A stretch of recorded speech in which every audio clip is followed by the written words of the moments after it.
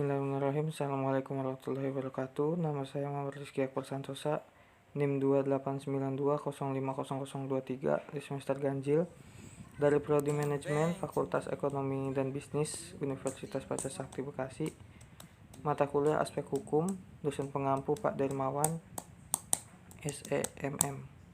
Di sini saya akan membacakan tentang definisi hukum. Hukum adalah peraturan yang tertulis maupun tidak tertulis yang jika dilanggar akan mendapatkan sanksi yang tegas. Tujuan hukum adalah untuk mencapai keadilan, kepastian, dan kemakmuran manusia dalam hidup bermasyarakat dan bernegara. Bisnis adalah kegiatan usaha yang ditujukan untuk mencapai keuntungan, baik itu di bidang produksi, distribusi, pemasaran, perdagangan barang dan jasa. Jika hukum bisnis adalah yang mengatur perilaku dan kehidupan sektor bisnis, ini bisa mempengaruhi sistem ekonomi yang berlaku dalam negara. Terus bagaimana desain hukum ke depan? Melihat beberapa hal dan waktu perkembangan bisnis yang terjadi di Indonesia yang erat banget dengan globalisasi, maka harus dapat menarik memetik efek positif. Contoh, rakyat makin sejahtera, tidak banyak pengangguran. Tetapi kita juga harus menghindari dampak negatif dari arus globalisasi itu sendiri. Seperti itu, teman-teman. Lanjut. Menurut Profesor Dr. Jamal, itu ada memperhatikan 4 hal.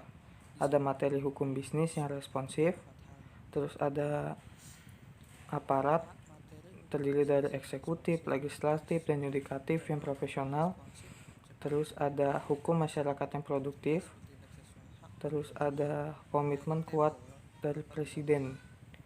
Ya, bisa dilihat teman-teman di sini. Apa itu responsif, apa itu tegas, apa itu predictable, apa itu profesional, apa itu impartial, apa itu kredibel, seperti itu teman-teman.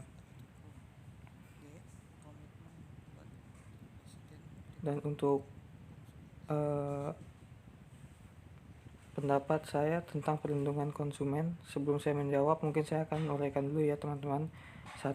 Pengertian konsumen menurut Undang-Undang Nomor 8 Tahun 1999 tentang perlindungan konsumen dalam pasal 1 angka 2, yakni konsumen adalah setiap orang pemakai barang atau jasa yang tersedia dalam masyarakat, baik untuk kepentingan diri sendiri maupun bukan.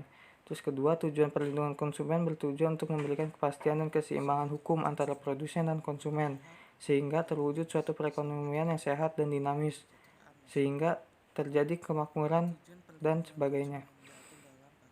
Tujuan perlindungan konsumen diatur dalam pasal 3 UU PK 8/1999, yaitu sebagai berikut.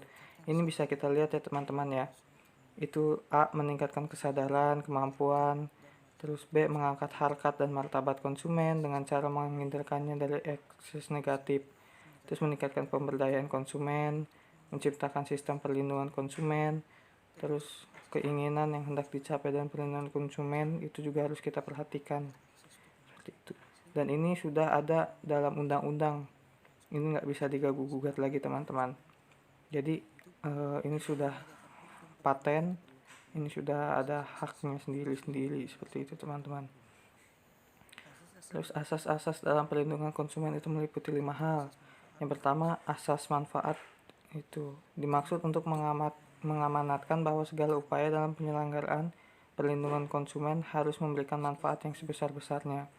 Terus 2, asas keadilan, agar partisipasi seluruh rakyat dapat diwujudkan secara maksimal dan memberikan kesempatan kepada konsumen dan pelaku usaha untuk memperoleh haknya. Itu. Terus lanjut, ketiga ada asas keseimbangan, dimaksud untuk memberikan keseimbangan antara kepentingan konsumen. Terus yang keempat, keamanan dan keselamatan konsumen, dimaksud untuk memberikan jaminan atas keamanan dan keselamatan kepada konsumen. Terus yang kelima bisa dibaca tadi, ini kelewat. Ya, kita bisa lihat di sini juga teman, ada asas kemanfaatan, asas keadilan, asas kepastian hukum. Mungkin cukup sekian dari saya.